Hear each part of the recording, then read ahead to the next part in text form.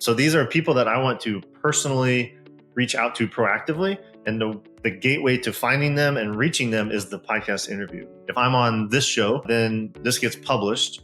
I can go look at all the people you've interviewed and I can say, wow, like this person would be perfect for my mastermind. And this person would be great as a peer partner. And I can go and develop relationships with them proactively, like we do that on LinkedIn. And so we're constantly filling our prospect pipeline with other guests, listeners, hosts, and again, they fall into different buckets. So some people might be clients, some people might be referral partners, some people might have another podcast I want to be on, and some people might just be a normal buyer. And the beautiful thing is if you do it right, you can do all of that with one interview. Hey everyone, welcome back to another episode of the Ecommerce Traffic and Conversion Podcast. I'm Scott Branley. I'm here with my co-host DJ Sprague and our special guest, Dustin Riechmann. Dustin, how are you doing today? I'm doing awesome, guys. Real honor to be here. And it occurred to me I met DJ at Traffic and Conversion Summit. So yeah, we're in the right podcast and gonna spread some good news here on that front. Yeah, absolutely. I'm excited to introduce you officially, Dustin. As you said, we originally met at the Traffic and Conversion Summit in Vegas this year. And then I signed up for your mastermind, which was fantastic. It was basically a podcast guesting mastermind and really some great information, great resources. And of course, you have your 7-figure Leap Mastermind, and you're a serial entrepreneur and CEO of 7-figure Leap Mastermind. Dustin also specializes in helping mission-driven experts build their 7-figure brands by telling their story. And Dustin is also co-founder of FireCreek Snacks, which is an e-commerce brand. And so we wanted to bring Dustin on to talk about his success in being a guest on podcasts and growing his FireCreek Snacks brand, and also his 7-figure Leap Masterminds brand, and really how to leverage podcasts as a podcaster, host, and as a guest to grow your business. So we're really excited to have you on board. I'm really excited to be here. These are all my favorite things to talk about. So we'll have a lot of fun, and feel free to dig in as deep as you guys want. One of my values is transparency, so I won't hold anything back. I'll give you the good, bad, and ugly of my own experiences in marketing and traffic and conversion. All right. So question, how do you go from FireCreek Snacks to podcasting? What's your background story there? Yeah. So the further backstory is actually I was an engineer for 15 years and had some online businesses, kind of side hustles. I always had an entrepreneurial bug, and those eventually led me over into digital marketing in a really deep way. And so as I got into digital marketing, I left engineering and started working with a bunch of different companies, e-commerce companies, coaching companies, local service providers. And one of those companies was a local butcher shop. And the local butcher shop owner was about my age and said, "Hey man, do you know like how to sell stuff online?" I said, "I do, as a matter of fact." And so I brought his product onto Shopify and started growing an email list and doing more, e-commerce oriented marketing, and eventually became a partner in that business. So that's FireCreek Snacks. And so that's where FireCreek Snacks enters my world about 2018. And from then through 2020 was pretty normal. We were doing e-commerce online business. And then we got pretty big into wholesale and started doing brick and mortar and going to a lot of trade shows. And I was driving in March 2020 to Chicago for a trade show, and it was canceled. And as we all know, there's a kind of an inflection point there for many of us in our business lives and personal lives as the COVID story. So that is where podcasting enters the equation, because the summer of 2020, we couldn't sample, which was how we were mostly selling our FireCreek Snacks, which I should share are meat sticks. Basically, they're better for you protein snacks. And so they're an impulse buy. And we found a lot of good footing in like specialty retail, like golf and pharmacies and things like that. And one of the best ways for us to sell into these stores was to say, taste this, because it's much different than most of the things on the market. But we couldn't do that anymore. So I had heard some other brands that I really admired in our space. I heard their founders talking about their story on podcasts as guests. I was like, there's got to be something to this. These are $10 to $100 million companies, and they're spending their time doing this. And we were much smaller than that. So I said, why not give it a try? I'm stuck at home anyway. And so I got on my first show in the summer of 2020 and sold some meat sticks. I gave a coupon code at the end of the interview and people were buying it off our website. And more importantly, I started to develop relationships. And so I just kept doing that. I did that at least a dozen times before I guess I started to sense there was even more to it. And that is really where 7-figure leap starts to enter the equation. So I'll kind of pause there, but that gets you all the way from there's actually more stuff in between, but basically from engineering to marketing to meat sticks to masterminds and what we do now at 7-figure leap. So before we get to the masterminds, on the meat stick side, how do you talk about meat sticks on a podcast? That seems, I'm trying to make that connection in my head. Yeah, and I didn't know what I was doing at first. So I'll give you a few examples of shows I was on and the storyline that I used on those shows. So the very first show is called the Side Hustle Show. So it was a whole show where every week they would interview someone who had a really interesting side hustle. Okay. And so I basically said, hey, our business started as a side hustle, and I helped this local business owner take his product that he was selling in his shop and sell it online as like a side income stream, which was true. And it was also very timely because it was COVID, right? Like all these shops were shut down. They're trying to figure out how to do it. And you guys know there's a huge e-commerce boom. And so it was very timely.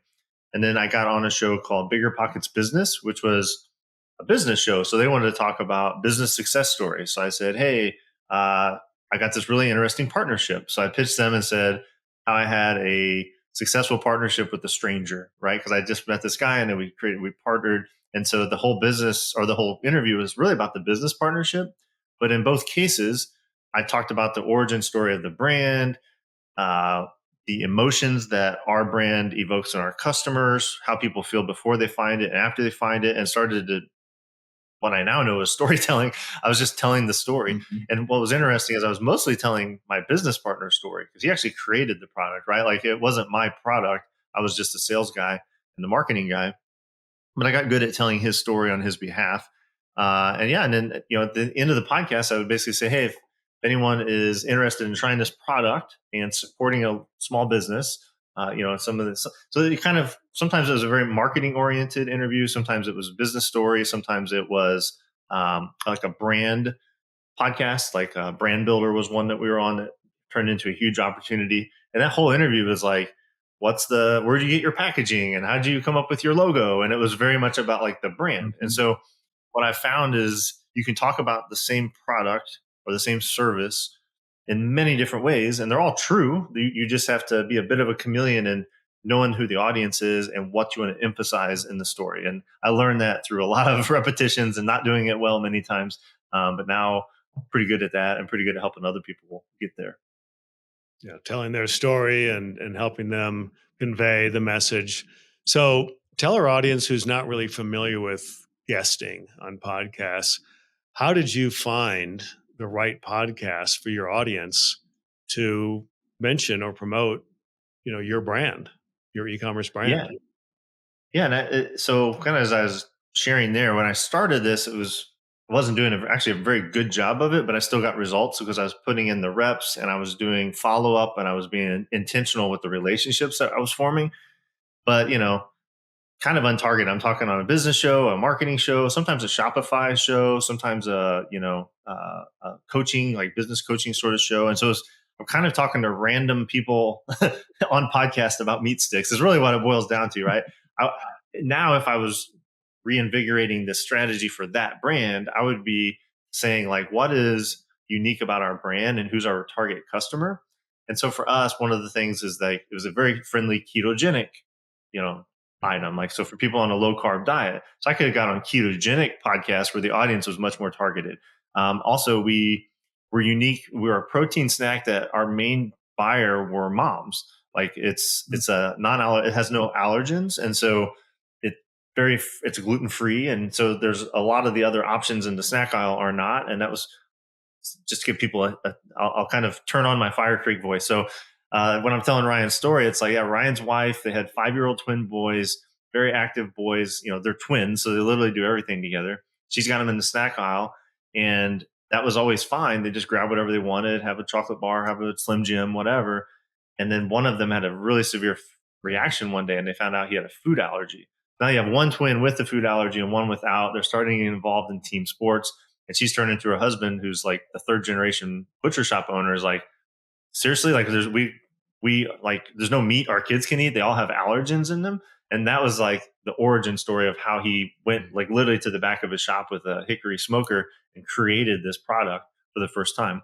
So you can kind of hear the nostalgia, the heritage, and that in there. And so we could have targeted like maybe more shows that would traditionally have moms listening for other reasons, and then come and talk about the importance of protein in a young person's diet, and like how to be a great teen mom for a sport. And you talk about sport, the snack is like, because we became very big in golf and like team sports, like sports concession stands, because it's a clean option. So hopefully it gives you a little insight. So I didn't do a good job with that brand, and it still worked.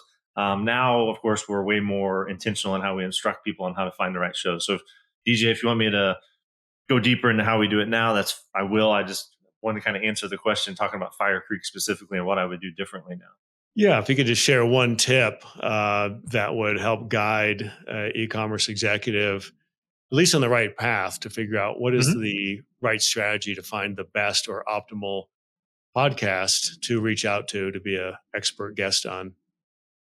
Yeah, so the key to answering that for a brand is to take a step back before it. And as you remember being in my program, we have 5 P's we go through. And the second P is what we call plan, which is finding the right shows. But what precedes that is what we call purpose. And that's getting really clear on why you want to do this in the first place, right? So are you literally just trying to sell meat sticks on Shopify using coupon codes? Okay. Or are you trying to find brand partnerships? Are you trying to build trust and get reviews? Are you trying to get into a retailer? And those are different strategies which would have you talk to different audiences. So once you know which audience you're trying to address, maybe you're trying to get influencer partnerships. There's lots of reasons to do podcast guesting. Well, once I know why I want to do it, like what's the KPI I'm driving, then I can say, great, now I know who I want to talk to. Then it's much easier to actually find shows that have those listenerships and those that interview people in that niche. And then the research part of it becomes much easier. And once you find the first couple good ones, it's kind of a self-perpetuating thing. The way we do it and teach it is like a flywheel effect. So the hardest ones to get to find and to get on and pitch are the first couple. But once you get that momentum going, you can actually leverage that, and it becomes like way, way easier. So hopefully that answers your question and gives people the right frame of mind to think about. Start with why. And once you know why, it actually becomes way easier to, in 10, 15 minutes, we can start finding people lots of podcasting opportunities. Yeah, no, it does help a lot. And just building on that real quickly, in your podcast guesting mastermind, you talk about the levels of influence, and really the listening audience isn't the primary target. It's the host and the other guest podcasters that you want to network with. You talk a little bit about that and why that's so powerful and the thing that most people overlook. Yeah. And I would say what you said is usually true, right? It also depends on why. So if I'm, no matter what your ultimate goal is, there's always going to be 3 audiences you want to address, which is getting to your point. And I think about, I talk about this, and you saw me at Traffic and Conversion have a graphic that was like a cake. So it gives people a good visual. If you think of like the base layer of a cake, it's going to be the widest, but usually it's the thinnest, right? Because it's got to be sturdy. And so I think of that base layer when you're on a podcast and you're telling your stories, that's the listeners, right? That's the people listening to this right now. You're in the base layer. There's the most listeners. There's a lot of listeners, but kind of a shallow relationship, because they may hear this, but most of them are not going to take any action. Most of them are not going to raise their hand and say they want more information. Some will, but most of them won't. They mostly remain invisible. But we always want to honor the audience, because that's who the host cares about serving, and we always want to address them. And we're basically teaching the audience and telling stories to the audience. But after the podcast is actually recorded, that's when these other layers come into play. So layer 2 is narrower but deeper, right? So there's less of these, but any one of them has more impact on your business. And these are like what I call peer-to-peer relationships. The host is always a key one, right? So you guys know a lot of people that might want to be in my program. So of course I want to come do a great job and enhance your audience, but I also want to follow up with you and keep in touch and maybe invite you to a networking event, because we're peers that could really benefit each other. So, and as a host, you're almost always going to be in that bucket.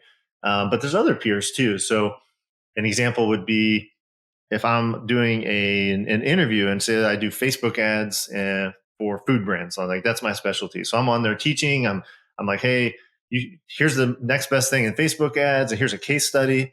And I'm addressing that base layer. There's people listening who have brands who might want to hire me. So of course I want to talk to them and I want to give them a call to action.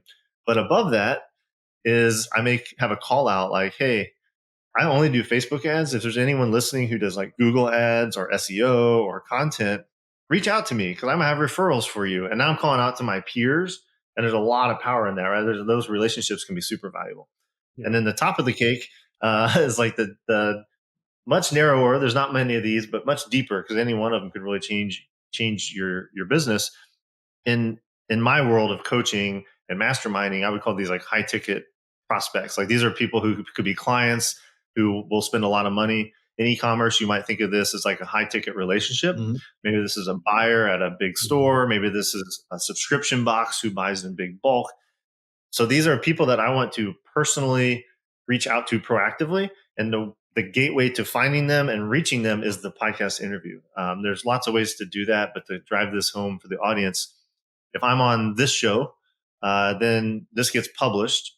I can go look at all the people you've interviewed and I can say, wow, like this person would be perfect for my mastermind. And this person would be great as a peer partner. And I can go and develop relationships with them proactively, like we do that on LinkedIn. And so we're constantly filling our prospect pipeline with other guests, listeners, hosts, and again, they fall into different buckets. So some people might be clients, some people might be referral partners, some people might have another podcast I want to be on, and some people might just be a normal buyer. And the beautiful thing is if you do it right, you can do all of that with one interview. So hopefully, I know that was a lengthy answer, but I hope that kind of starts to get the wheels turning, that this is about way more than just the audience, but the audience is very important. That's No, I just wanted you to share that because it's important. Yeah, the idea that, they are like-minded individuals if they're on the same podcast as you, right? And they're probably successful because otherwise they wouldn't be on the podcast. So you're leveraging the relationship from being on the podcast to expand your network, essentially. Yeah. So I could, if we were sharing screens, I could open up my LinkedIn and show you, like, I have a constant stream of connections and conversations that are leading to great things for my business. And they're all just other people that were on shows I've been on. And the other thing people don't think about is, like, the day this publishes, if you have 200 guests, well, now there's 200 people to go do this with. And I have a virtual assistant, and that's part of what we do in our mastermind is train virtual assistants for you to do this. But so it's not just you sitting there doing all this manually. But the beautiful thing is it's evergreen, because these shows continue to interview new people. And so there continues to be, every time you get on a new show, it's like another rung of compounding, a ripple effect, if you will. So all these bands of influence and contacts. Yeah. Yes. Opportunities. Yeah, a lot of authority that comes from that. That's really clever. Yeah. So the cake analogy is great. Yeah. I love it when people think outside the box. That's really cool, man. So other than podcasting, like, did you do anything else to grow the FireCreek Snacks brand? Yeah, we did some more traditional e-commerce. It was always kind of a lifestyle brand. It was never the main focus for Ryan or I. So we never poured like big money into ads, the traditional ways that e-commerce grows. We did a lot of relationship building. We did have a Shopify store, or we do have a Shopify store, I should say. We do have some organic, some social media. We did kind of check the box on most of the normal stuff. I'd say podcast guesting was a standout strategy. And then something I would say is very related to that, different vehicle, but the same strategy basically, is subscription box placements. So this is a good time to say, like, podcast guesting, to me, there's a bigger strategy behind that. And it's getting you in front of your ideal clients or audience or customers by borrowing someone else's audience, right? So if you have people listening who might be great clients for me, I'm coming on here. I'm not paying you to be here. You're not paying me. but we've developed a win-win-win relationship where I get exposure to my ideal clients, potentially. You get great content, and your audience gets education, insights, great stories, right?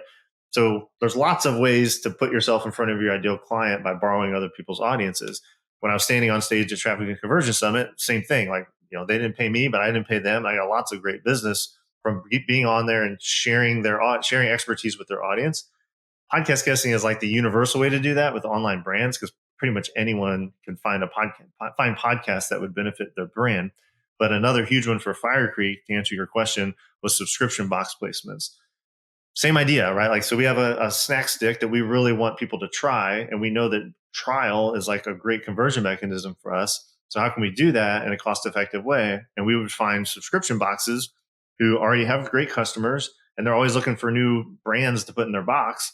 And we would either gift, or often they would buy at a discount and put them in their box. And then, and then their audience receives them, tries them, says, this is the best protein snack ever. And they go buy some. And so we had a relationship that came from podcast guesting with a company called Snack Nation. And basically one podcast interview I did for Brand Builders, one I mentioned earlier, that was actually their podcast. So their vice president was the host of the podcast. So to DJ's point earlier, host was a very important relationship. And so we got on there and had a great interview and did follow up and said, we'd really like to have just a placement in Snack Nation. And in my mind, like, the ultimate win here was to get a seal on our website that says as seen in Snack Nation, because they're the biggest subscription box company in the country. And we accomplished that and thought we were done.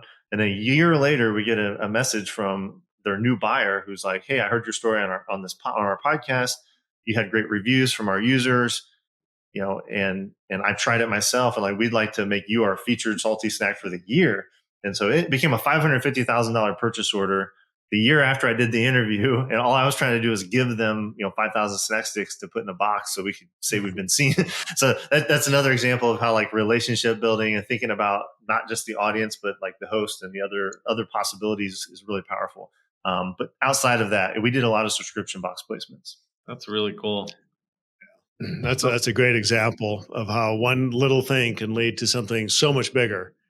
That's probably one of your largest single purchase orders, is my guess. It was, and it's a story for another day, but I'll just share with your audience that through a relationship of another podcast I was on, we ended up on the shelves of Walmart as well. So it's like the largest retailer in the world, and it came from a relationship that someone heard me on a podcast and reached out, and he worked in Walmart, but at a very low level. But to his credit, he really pushed me and found me the right connections. And so I would say that what's beautiful about podcast guesting, like, one of the great things is, like, you can drive consistent sales from it, predictable sales. The funnest part is the unicorn stuff, right? Like, right. I keep putting in these reps. I keep building out these opportunities. I call them planting seeds of opportunity, right? And every once in a while, one's going to, like, explode with, like, a bamboo shoot, and it's like change. It can, like, literally has changed my life. And that's happened in this 7-figure leap business. That happened numerous times in FireCreek. And I think that's one of the most fun things. When you do it strategically and you do it systematically, you get the consistent results, but you also get these, like, big spikes that you can't predict in advance. Yeah, totally bluebirds. They just land in your lawn. Here's a wonderful gift. You happen to be here, right? Yeah. Okay, so exactly. Let's shift gears a little bit. We've been talking about guesting and the power of guesting and appearing on other podcasts as a brand. Now, what about the idea of creating your own podcast as a brand, specifically an e-commerce brand? What will your thoughts or recommendations be there? Yeah, I think, if you have the bandwidth and you have the desire, right? Like, not everyone wants to be a host or has that talent, but if you have that, I think it's best to be doing both. And I think there's a lot of value in doing both. I think they very much feed into each other. My advice is always, I'd start with guesting in most cases, because you can get, it's way less work. You like, just people have already assembled audiences. You just go show up and teach to them, and then you hang up and you're done, and they have to produce it and do all the stuff. And it helps you get way more clarity on your storytelling and your messaging by doing it multiple times. But once you've established, like, again, I'd say clarity on that step one, which is purpose. Like, now I know why this is beneficial to our brand. Now I think I'm ready to host one, because hosting has the benefits of, it's your content and you own the content, and you can now choose the people you want to invite. and that's easier than pitching someone who you want to be on. So there are pros and cons to both, but I think people should be doing both if they have that desire. I would personally start with guesting and then host, and that's actually exactly what I've done. I did not start a podcast for FireCreek, but as we entered the chapter of Seven Figure Leap, which I know we're going to get into, I continued to guest for probably 18 months for that brand. And then I finally 6 months ago started my own podcast as a host. And it's been wonderful. I've seen huge benefits for it, but they're different benefits, but they feed each other. Because I think the fastest way to grow your own podcast is to be a great guest. And it's a very tight-knit community, as you guys know. Like, podcasting it attracts a certain type of person, and it's very synergistic. So I think it's great if you can do both. Yeah. I love the people that we've met, both being on podcasts and having people on our podcast. It's fun. It's scary at first, but once you get going, it actually is really fun. It is a lot of fun. Yeah. Once you get over yourself and if you realize you can think on your feet and you've got some kind of go-to stories to tell, that, I keep saying, oh, this is the best thing. This is the best thing. But I do think a lot of the people I work with now in Seven Figure Leap, they're definitely e-commerce owners, but there's also a lot of like coaches, B2B service providers, consultants, and a lot of them will say things like, I'm really good at what I do, but I'm not great at marketing. Mm-hmm. Or like, I have an amazing product, but I'm not really good at marketing. I have a great service. And so I'm always like, well, podcast guesting is probably the easiest and most fun way to market once you set it up right, you know? Right. And so like you literally show up and talk about the thing you love to talk about, teach, tell stories, and let your system then run to make that the fuel for your marketing engine. But yeah, I think fun is one of my values. It's like right on our website. I think marketing should be fun, and that's one of the reasons I'm so passionate about doing podcasting, because I think it is a lot of fun. Yeah. Well, whether you're a guest or a host. Go ahead, DJ. I was going to say, whether you're a guest or a host, you can always take that content and create shorts and reels. You can create a video sales letter. You can do whatever you want with it, because it's great dynamic video content that can be repurposed on your website, email, social media. There's so many ways to use that content to promote your brand, whether you're, like I say, guest or host. And what you said earlier, it's a really good symbiotic relationship between the two. Because if you're a host, you can invite your ideal partners or distributors or wholesalers, manufacturers, clients, what have you, and create those deeper relationships. And of course, if you're a guest, like you said, you can reach somebody else's audience at no cost. So there's really good reasons to do both as an e-commerce brand. Yep, I agree. So that's probably a good segue into Seven Figure Leap. Can you tell us a little bit about how you got into that and what you do there? Yeah, absolutely. So following this sprint with FireCreek Snacks, going through COVID up until the middle of 2021, I was totally doing podcast guesting to grow that brand. And then a funny thing happens when you start doing something like that. I guess this would be another benefit, is you get exposure to new people and people with different ambitions. I'd done marketing consulting, I'd been an engineer, I'd done a lot of like services. I'd never done coaching. I would have never actually called myself a coach. Mm-hmm. And then people started asking me like, hey, can you help me with this? Like, I heard you on the show. How'd you get on there? Can you help me write a pitch? Can you coach me on my offer? Can you help me with my call to action? All these different things. And so I started just organically getting this attention. So I started charging people money for it, all one-on-one, and then found I really enjoyed it. And then I realized there was a whole like system emerging behind it, and I had a framework. And so I started doing small groups. And then I actually experienced my own I was in a mastermind for the first time in middle of 2022. So for like a year, I just did one-on-one coaching as it came. It was very much like a side hustle.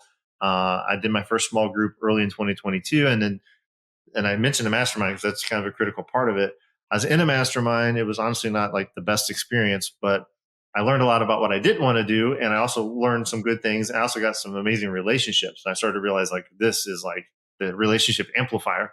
And so in the end of 2022, I launched my own program. It's called the Podcast Profits Accelerator. And it is kind of the mega version of what DJ experienced. And so we worked together in a deep way for 90 days in small groups, mastermind groups. I lead these, and we use podcast guesting as like the vehicle that we're all driving and we're all like building together. Mm-hmm. And it actually creates way more benefit than just the podcast guesting. We build the sales funnel. We basically create an entire marketing flywheel for the companies in these groups. And there's like great peer-to-peer interaction because it's a good mastermind experience. So I've done that for the past 2 years. Somewhere in about the middle of that, I rebranded into Seven Figure Leap. At first, I was just doing it. I basically just sold the group. I didn't really have a brand or a website. I was just like inviting people in and started to get a lot of referrals. So at some point, it was Seven Figure Leap. And what Seven Figure Leap represents is, seven figures is a very aspirational goal for a lot of experts, coaches, consultants, agency owners. Like, hey, if I get seven figures, basically as a solo person or as a small business, it's a great achievement. If I can do it in a way that honors my lifestyle, that's great. The leap part is the differentiator. And that's my experience. I was going to say my belief, but it's really my experience for myself and all these clients now, that you can make quantum leaps in your business through relationships. And so really what we're using podcast guesting, really what we're doing is helping people build relationships at scale, which creates these quantum leaps, like 10x leaps. You guys probably seen the book, 10x is easier than 2x. Yep. I'm able to see that on like a weekly basis, and because of the environment we create and the people we attract. So that's what Seven Figure Leap is at its core. It's a mastermind experience. If you go to our website, you'll see it's tied to podcast guesting. That's a lot of marketers listening, and like our hook is podcast guesting. That's what people want. And they're like, that's cool. I want the system. And we build that with them. And then what they need and what they get that they didn't intend is like clarity, connection, community. They get all these really kind of intangible things that actually change their life. And that's what I'm passionate about. So I've stepped away from the day-to-day at FireCreek. I'm still a partner, kind of a silent partner there, but I spent all my time growing Seven Figure Leap, working with a huge variety of entrepreneurs, giving them this experience of a well-run mastermind for 90 days. And then some of them will continue on into the Seven Figure Leap Mastermind, which is our ongoing business mastermind, right? So we solve a finite problem in 90 days, which is getting people clear, building their podcast guesting system, empowering them to run that with a virtual assistant. And then the infinite problem, as you guys know, is business problems just keep getting bigger and better, right? Like, so it never ends. So a lot of people stick around in our ongoing mastermind. So kind of a long answer for you, but that's what Seven Figure Leap is. It grew completely out of the FireCreek experience. And it's been a huge gift to me because I actually love what we get to do every day now. And I would have never predicted it or like pursued it because I didn't know it was a thing. So it's a thing. So you have a 6-week program, you have a 90-day program, and then you have the ongoing perpetual Seven Figure Leap Mastermind. Yes. And I would venture to say that the two lower ones are basically feeders to the Seven Figure Leap, right? Sort of. Yeah. I would say like the 6-week experience, I think you and I experienced together, DJ, that's a feeder. The 90-day program is the core program. Not everyone from there either desires or is like kind of qualified for the Seven Figure Leap, the ongoing. Just to talk business, like 80% of my revenue is from the 90-day programs. About 20% is from the ongoing, and a very small amounts on the front end. And so, yeah. But it's essentially, yes. Like, and I think as this continues to grow, keep in mind, it was 18 months ago when I started the first 90-day program. As this continues to evolve, the Seven Figure Leap starts to get larger and larger and larger, and I empower other people to run some of those groups. I think eventually we become more of a mastermind training organization and like empowering leaders to run these masterminds under our umbrella. And, the accelerator, the 90-day program continues to feed that. But yeah, I think the real magic in what we do now is the combo. Because like not everyone, 90% of the people in Seven Figure Leap Masterminds, the ongoing, came through the accelerator. And so that's actually a really important primer. Like it gets people speaking the same language, thinking about planting seeds and believing they can make quantum leaps and experiencing it. And then they get into the Seven Figure Leap and it's like everyone's kind of leveled up for that experience. So hopefully that makes sense. Oh, it does. So I'm talking a little esoteric, but that's kind of the vision behind it. So yeah, that's awesome. Thanks for the clarity. It's fascinating how you went from a e-commerce snack brand to this coaching mastermind strategy business model and still run both, obviously. But what's fascinating is how you went in very short order, really, because you're talking about 2020 to today, 2024, where you've built a successful business just from the coaching masterminds and these short, intensive programs, which are rather unusual, and then having a graduate program, which is Yeah, that's a good way to ongoing. put it. And it's a neat model. So it's exciting to have you on and kind of talk about that model. Thank you. So let's shift back to guesting if we could. Yeah. What would you recommend are the 3 most important things that a guest do on a podcast? Or to even get on a podcast? Yeah, well, it's 2 very different questions. I guess what I was thinking initially with DJ's question, I mean, we can talk, probably spend a whole show on it, but we can definitely talk about like pitching, like how to get on them. Okay. But I think, let's say that if you want to talk about that, or you want to talk about, hey, you're on it, how do you perform well? Because those are actually 2 different steps in our framework, and they both warrant long answers. So I know we only have so much time. So yeah, why don't we just cover the what to do as a guest first? Okay. Yeah. So once you're on as a guest, there's kind of 3 main things. I actually coach people now who've gotten really big opportunities. Like someone recently was on Amy Porterfield's podcast, another guy was on Ali Abdal's, and they're coming to me for like, coach me up. Like I want to be prepared. And so when I actually do that, I start in reverse, but I'll just say real quick. So introduction, the storytelling itself, which I use the word like be a guide, which is a story brand term, which I can come back to a little bit. And then the final one's call to action. So we actually start with the call to action. So, hey, if this goes perfect and you get to the end of the interview and you say, hey, Dustin, great interview. Like if people are interested in this, what should they do next? You got to nail that. Like you got to have that down. You got to know exactly what you want to say. And that kind of informs going backwards. Like, what stories do I want to tell to prepare people for that? And how do I introduce myself so that people are thinking of me as a guide to them in this journey and leading them to that call to action? So to be really practical, you guys introduced me and you did a great job. Typically, if they say, hey, Dustin, tell us about yourself. Like I love to lead with the problem I saw versus saying, well, I was an engineer and I went to this school. Hey, you know how a lot of e-commerce owners get dependent on Facebook ads and they don't have any sort of organic traffic strategy? I help with that. We use podcast guesting. And so that's way more interesting way to introduce yourself. Start with the problem you solve. For the middle part, like the storytelling part, the 2 principles of being a great guide to people, and I think this is important for interviews, is to have empathy and then authority. So if I was on the FireCreek circuit and I was talking about FireCreek, I'm talking about this frustrated mom, got twin boys, and their whole life changed overnight. And I felt so bad for her. And like I have a girl, and this is all true. Like I have girls with gluten allergies. And so I was immediately like connected to this brand. And then when I bit into it, expecting, this like dry, allergen free thing, it was actually the most delicious protein snack I'd ever had. And I immediately had to be a partner in this brand, right?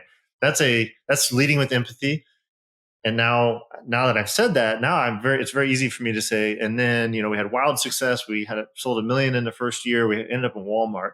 If I say, hey, I'm Dustin, I sold 1 million meat sticks, you're like, okay, that sounds kind of arrogant. But if I say, hey, there's this passion, there's this reason. So anyway, empathy and authority is like the magic combo in any kind of storytelling, and then the call to action. So again, this is like a full week in our program, but I think in 3 minutes, that's what I would leave people with. Thanks. Yeah, that's golden. Cool. So if you could, so we usually end with what we call our $1 million question. Nice. So, DJ, you want to ask that? Yeah, absolutely. So, Dustin, what would you tell an e-commerce executive if you had one piece of advice that would create the most value or growth for their business today? I would say they should be prioritizing relationship building and have a strategy and a system to do that. Obviously, I think podcast guesting is a wonderful way to do that. It's not the only way. So whatever fits them and their personality, their goals. But I think, especially in e-commerce, and this comes from someone who's been in the industry personally, there's a lot of founders, owners, executives who kind of want to be anonymous. They kind of want to be like, hey, I got this product. I want to go put 50 cents on, or let's say $50 on Facebook and get 55 back. And And, I understand the appeal of that. But even if that's your business model for marketing, you still need to be building relationships, because relationships are the actual thing that have outsized value. You're not always going to be running this company. This company is either going to be run by someone else or it's not going to exist. But what you'll take with you along your journey is the relationships, right? Like when I left engineering 2017, I went to my boss and I said, hey, I've got this passion for marketing and I really hate to do this to you guys, but I need to take this leap. And his response was not like, I hate you, get out of my office. It was like, well, we're really disappointed. If you'd be gracious enough to stick around and help us find a replacement, we'd pay you for that. And I said, that, of course, honoring the relationship. His next breath was, I'm the president of an engineers club that needs a new website. Can you help us? And I said, yeah. So he became my first client when I quit the engineering job. And I think that just speaks volumes to like relationships transcend business, individual businesses and things like that. And so it's one thing to be like, I value relationships, but it's another thing to have a systematic, strategic way to build them. And that could be through LinkedIn. It could be through in-person events, but you got to have something. And for me, podcast guesting I'm an introvert. It's like way easier for me to get on Zoom and have a podcast interview and then have a system that follows that up to really grow the relationships in a deeper way. So for me, this is like the way to do it, but for other people, it might not be. But no matter what tactic you use, I think that strategy is probably the key one I would say to any executive, especially e-commerce executives who can be a little insulated sometimes. And I think that's the big one. That's my $1 million strategy. It's been my $1 million strategy. It's what we do at 7-Figure Leap to help other people have $1 million businesses. So. Yeah, I love it. I mean, it's back to networking, right? The old networking days, you've got to go to networking groups and lead sharing groups, but people do buy from people. They partner with people. They work with people. They want to find people they trust. The old saying, people buy from people they know, like, and trust. Absolutely. So to create that visibility, that credibility, that authority, that expertise. I heard a great saying, actually, it was at Traffic and Conversion Summit from Brad Lee. And he came out on stage and he said, the first thing you need to do to be successful is to be known. He said, it's not about who you know, it's about who knows you. And I remembered that ever since. And it makes sense, because if people know you and you can build relationships and build a network of relationships, especially obviously with the right people, and build trusting relationships, you can do anything, because you never know what the next partnership or the next product or the next distributor or wholesaler or retailer or whatever it is that you're going to need. If you have that network and those relationships built up in your hip pocket, then you can just jump from one thing to the next, to the next, to the next, very seamlessly and very easily. Yeah, I feel like that's my entire life, especially the past 4 years. I literally, before this interview, I caught off a kickoff call for one of our accelerator groups, the 90-day group. And one of the things I love to do on those calls is I'm like, hey, introduce yourself, tell about your business. And to the best that you can remember, how did you first encounter me? Right. And it's really interesting. You start seeing these wicked webs of like, well, no, I was there too. And we're in this group. And anyway, one really good one today, the woman was like, well, I was in the post office in 2019 in Jerseyville, Illinois. And Dustin walked in carrying all these FireCreek boxes. I was like literally at the warehouse, like it was probably Christmas time, putting orders at the post office. And she was an Amazon reseller. And so she was kind of pitching me on her services, but we really just started to talk. And I had a call with her and her husband, and they were talking about like their coaching in Amazon. And anyway, somehow they got on my like marriage email list, which is one of my old businesses. And 2 months ago, I get this email from her husband. He's like, hey, I just wanted to check in. How's FireCreek? We're making some pivots. Would love to catch up if you ever have time. So I had a phone call with the two of them, and they're like, yeah, we're wanting to drop our Amazon business right now. And we're really passionate about marriage coaching. And you have that background. And we think that, how could you help us? I'm like, well, you're in my accelerator group. Like, that would be a great place to get clarity on this. We can put the marketing system in place. So the answer to the question in 2024 was like, how did you meet me? It was when 2019, we were standing in the post office and you were nice to me and we had a conversation, and like 5 years later, they're now like a client. And so I think if that's not a demonstration of the value of relationships, even seemingly small seeds that get planted, they can really reap benefits down the road. So that's a very top of mind example, because it came up about an hour ago. So love it. So cool. Love it. I have awesome, man. A similar example. met a partner at a copy shop making copies. We partnered on a business. So anyway, it does work awesome. that way. Yep. So you talked about kind of your 3 different steps in a podcast. We're at the end, Dustin. What's your pitch? all the pressure. Yeah. So if you've been listening and you're like, I'm actually pretty curious about podcast guesting, how it would work for my business.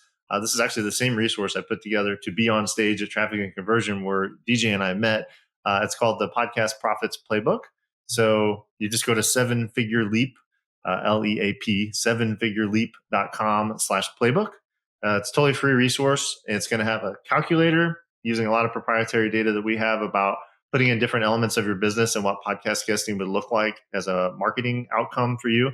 And we've got some amazing case studies of different brands, including e-commerce brands that have used podcast guesting and our strategies to get results. But it's not just about the results. It actually unpacks the things that they changed to get the results. So you like case studies or you want to play around with a calculator and get an idea of what podcast guesting could do specifically for your brand, you get those. And since I couldn't answer it directly live here with Scott, we actually give you our pitching template. It's like you can literally plug in your own information for your business. It's the pitches we use to get on the shows and a little video of me walking you through the strategy behind that. Nice. So all of that's included in the Podcast Profits Playbook. You just go to 7figureleap.com/playbook and it's yours. Love it. And we'll put that in the show notes as well. What if they want to reach out to you directly? What if they have some questions? Yeah. So I'm 7-Figure Leap is the website, and my email is Dustin. It's not really well hidden. So DUSTIN at 7figureleap.com. If you're active on LinkedIn, I'm always on there. So you can also send me a DM on LinkedIn. But email or DM is I'm open book for your audience. If they have questions or want some more direct help, please reach out to me. Sweet. And I can testify it's a great program. Got a lot of value out of it. Dustin's a phenomenal speaker and runs a great group, and it was very, very beneficial. So I will recommend it myself personally. All right. Well, I appreciate that. Awesome. Well, Dustin, thanks so much for being on the show, man. Really appreciate it. And we appreciate all our viewers for supporting us. And hopefully you learned another cool $1 million strategy today. So thanks for being on the show, and we will talk to you next week with another episode. Till then, take care.